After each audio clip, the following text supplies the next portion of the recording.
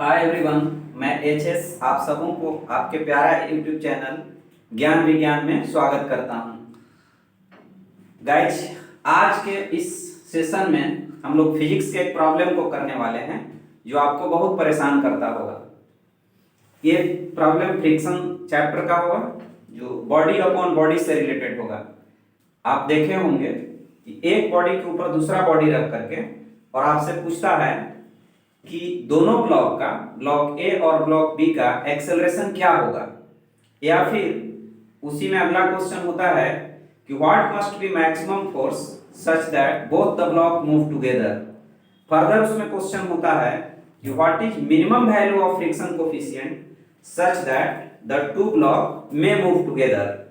तो बच्चों, आज के इस क्लास में हम लोग इस क्वेश्चन का सॉल्यूशन जानने वाले हैं। ये सारे तरह की परेशानी है, इसका एक्सेलरेशन क्या होगा, या फिर मैक्सिमम फोर्स क्या होगा, या फिर मिनिमम फ्रिक्शन कोफिशिएंट क्या होगा, such that both the block can move together. तो चलिए हम शुरुआत करते हैं। मान लीजिए कि आपका प्रॉब्लम इस तरह से दिया हुआ है। ये ब्लॉक है जो दूसरी ब्लॉक के ऊपर रखा हुआ है। ये ब्लॉक ए है और ये ब्लॉक बी है, और block B frictionless surface पर रखा हुआ है। इस सरफेस में कोई फ्रिक्शन नहीं है, यहाँ म्यू इक्वल टू 0 है, और ये ब्लॉक 4 kg की है मान लीजिए, और ये ब्लॉक का मास 2 kg दिया हुआ है। अब प्रॉब्लम ये होता है, आपसे प्रॉब्लम ये पूछा जाता है कि पहले फोर्स देता है और फोर्स दे करके पूछता है कि ब्लॉक ए और ब्लॉक बी का एक्सेलरेशन क्या होगा। यहाँ पर फ्रिक्शन कोफिशिएंट म्यू की वैल्यू भी मान लीजिए इस क्वेश्चन में 0.2 दिया हुआ है। Are you getting my point? अब क्या होगा कि इस पर कोई फोर्स देगा, जैसे मान लीजिए F इक्वल टू, इस क्वेश्चन में आपको दे रहा है F इक्वल टू 6 न्यूटन दिया हुआ है। अब होता है कि block A and block B का एक्सेलरेशन निकालिए। देखिए हम लोग क्या करेंगे, हम जिस मेथड से इसको बनाएंगे उस मेथड का नाम हम देते हैं डिमांड एंड सप्लाई मेथड। ये मेथड क्या है कि सबसे पहले हम ये मान लेते हैं कि ये दोनों ब्लॉक साथ में चल रहा है, और साथ में चलते हुए इसके मोशन का इक्वेशन लिखते हैं। एक्चुअली होगा क्या कि जब हम फोर्स इस पर लगाएंगे, ब्लॉक बी पर जब एक फोर्स हम लगाएंगे तो ये ब्लॉक आगे भागना चाहेगी, तो यहाँ का फ्रिक्शन जो ए और बी के बीच में फ्रिक्शन लग रहा है वो एक्टिव हो जाएगा। वो फ्रिक्शन ए पर आगे की ओर एक्ट करेगा और बी पर पीछे की ओर एक्ट करेगा। आप ये बात को समझ रहे हैं, क्योंकि आगे भागना चाहेगा तो यहाँ का फ्रिक्शन बी पर पीछे एक्ट करेगा और ए पर आगे की ओर एक्ट करेगा। वो फ्रिक्शन ही है ए और बी का जो ए को आगे की ओर एक्सेलरेट कर रहा है। तो इस तरह से हम इस पर इसी फिगर में इस पर F आगे की ओर एक्ट करा दिए, और इस पर जो फ्रिक्शन है इस सरफेस पर ये बैक डायरेक्शन में एक्ट करा दिए। अब क्या होगा कि ये फ्रिक्शन इसको आगे की ओर एक्सेलरेशन प्रोवाइड करेगा, और इस पर लगने वाला फ्रिक्शन इसके एक्सेलरेशन को, इसके रिलेटिव मोशन का अपोज करेगा। ओके, तो अब मैं ब्लॉक ए का इक्वेशन लिख रहा हूं। इक्वेशन होगा F equal to 4 into a, और B का इक्वेशन हो जाएगा F minus F equal to 2 into a. चूंकि हमने दोनों का एक्सेलरेशन A मान रखा है, तो F से F कट गया, यहाँ 6 equal to we get 6A, so A equal to 1 metre per second square. For 1 metre per second square acceleration F की वैल्यू कितना रिक्वायर्ड है, तो अब हम F रिक्वायर्ड, इसको F रिक्वायर्ड आप लोग लिखेंगे। ये F required equal to 4 into 1 mean 4 newton है। बट F का उस सरफेस पर सप्लाई कितने का हो रहा है, यहाँ फ्रिक्शन की हमारी नीड बन रही है सांस चलने के लिए 4 न्यूटन का, बट सप्लाई कितने का है, सप्लाई है वहां पर म्यू इंटू नॉर्मल से निकालेंगे। म्यू 0.2 दिया हुआ है और नॉर्मल की वैल्यू 4 इंटू 10 लिखेंगे, तो ये 40 न्यूटन हो जाएगा। सॉरी 40 नहीं, ये आपको 8 न्यूटन हो जाएगा। ओके, तो सप्लाई है 8 न्यूटन का और हमारी रिक्वायरमेंट है 4 न्यूटन का। ये तो मैक्सिमम पॉसिबल फ्रिक्शन है ना, मतलब हमारी जरूरत है 4 न्यूटन का, बट इसकी देने की एबिलिटी है 8 न्यूटन की, तो ये 4 न्यूटन तो देगा ही। इसका मतलब ये हुआ कि ये दोनों ब्लॉक कॉमन एक्सेलरेशन से चलेगी, दोनों ब्लॉक का एक्सेलरेशन इक्वल होगा। ओके, तो हमारा जो फाइनल आंसर मिलेगा वो 1 मीटर पर सेकंड स्क्वायर ही मिलेगा। और यहाँ फ्रिक्शन की अगर वैल्यू पूछेगा तो हम 4 न्यूटन लिखेंगे, क्योंकि ये दोनों जो सरफेस है वो स्टैटिक, रिलेटिवली स्टैटिक स्टेट में है, एक सरफेस दूसरे पर स्लाइड नहीं कर रहा है।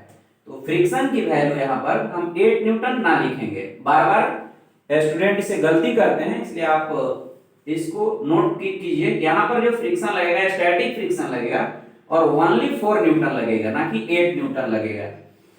तो इस तरह से हमारा आंसर होगा, हमसे ये पूछा गया था कि friction between A and B क्या होगा, एक्सेलरेशन ऑफ ए क्या होगा एंड एक्सेलरेशन ऑफ बी क्या होगा, ये हमारा क्वेश्चन था। तो हमारा आंसर निकल कर आया कि acceleration of A equal to acceleration of B equal to 1 metre per second square and friction between A and B equal to हो जाएगा 4 न्यूटन। It's okay. तो चलिए अब हम एक दूसरे प्रॉब्लम को करते हैं। इसी प्रॉब्लम में प्रॉब्लम सेम रहेगा, अरेंजमेंट सेम रहेगा, लेकिन फोर्स की वैल्यू को मैं चेंज करता हूं। जैसे मान लीजिए अब यहां पर फोर्स की वैल्यू को 18 न्यूटन कर दिया, तब क्या होगा? ये हम पहले जस्ट पिछले वाले प्रॉब्लम की तरह ही इसमें भी एज्यूम करेंगे, मान लेंगे कि ये साथ साथ चल रहा है। ठीक है, अब इक्वेशन हमारा ये आया, यहां पर हमारा जो फोर्स की वैल्यू होगा सिर्फ चेंज करना पड़ेगा। ए का equation F equal to 4A ही होगा, B का इक्वेशन 18 से F को मैंने माइनस किया 2A हो गया, यहाँ 6 की जगह पर 18 आ जाएगा और एक्सेलरेशन की वैल्यू हमें मिल रहा है 3 मीटर पर सेकेंड स्क्वायर। मतलब ये हुआ कि acceleration 3 metre per second square common acceleration होगा। और इस एक्सेलरेशन को पाने के लिए अब हम देखते हैं कि फ्रिक्शन की वैल्यू क्या होगा। तो फ्रिक्शन रिक्वायर हो जाएगा 4 into A mean 4 into 3 equal to 12 newton होगा। बट हमें सप्लाई वहां से कितने का मिलता है? अगेन 8 न्यूटन का मिलेगा। तो अब हमारी जरूरत है 12 न्यूटन का।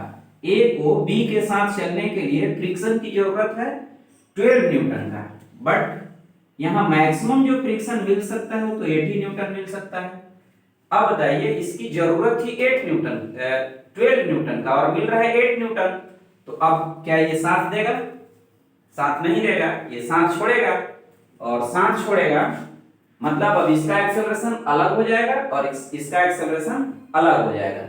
अब इसके बाद का स्टेप आप सुनिए, यहां तक तो हमें करना ही है।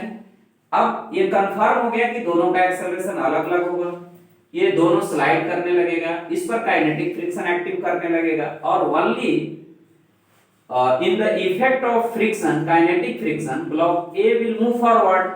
तो हम अब उसका एक्सेलरेशन लिखेंगे। देखिए अब यहां पर आपका आंसर मैं लिख रहा हूं, इस क्वेश्चन का आंसर होगा कि सो यहां पर थोड़ा लिख देते हैं कि जो F रिक्वायर्ड है या F इसको डिमांड भी बोलते हैं, ये मेथड का नाम है डिमांड एंड सप्लाई मेथड। तो हमारा डिमांड है 12 न्यूटन का, जो ग्रेटर है F supply equal to 8 newton से। ओके, तो यहाँ 12 न्यूटन का डिमांड है और सप्लाई है 8 न्यूटन का। तो so both block move separately, mean ये अलग अलग चलने लगेगा, अलग अलग चलने लगेगा। तो so acceleration of A friction by, क्योंकि वहां पर फ्रिक्शन तो अब जितना भी मैक्सिमम पॉसिबल फ्रिक्शन है वो लगेगा ही, 8 न्यूटन लगेगा, तो 8/4 कर लेंगे तो 2 मीटर पर सेकंड स्क्वायर हो जाएगा। एंड बी, क्योंकि ये स्लाइडिंग फ्रिक्शन F आगे लगेगा और फ्रिक्शन पूरा का पूरा पीछे लगेगा, तो 18 से 8 को माइनस कर लेंगे और 2 से डिवाइड कर लेंगे। तो B का एक्सेलरेशन वैल्यू हो गया 10/2 mean 5 metre per second square. और जो फ्रिक्शन A के बीच में लग रहा है वो 8 न्यूटन यहाँ होगा, क्योंकि पूरा का पूरा फ्रिक्शन यूज्ड हो गया है, जो रिक्वायर्ड था वहाँ अवेलेबल से भी ज्यादा था, तो जितना भी अवेलेबल है वो तो लगेगा ही। तो इसलिए हमारा आंसर मिला acceleration of A equal to 2 metre per second square, acceleration of B equal to 5 metre per second square, and friction की जो वैल्यू होगा ए से बी के बीच में 8 न्यूटन हो जाएगा। तो मैं समझता हूँ कि आप इस मेथड को समझ गए होंगे, और आज के वीडियो में मैं इस प्रॉब्लम को सॉल्यूशन लेकर सिर्फ आया था। तो चलिए फिर हम अगले वीडियो में मिलते हैं। Thank you.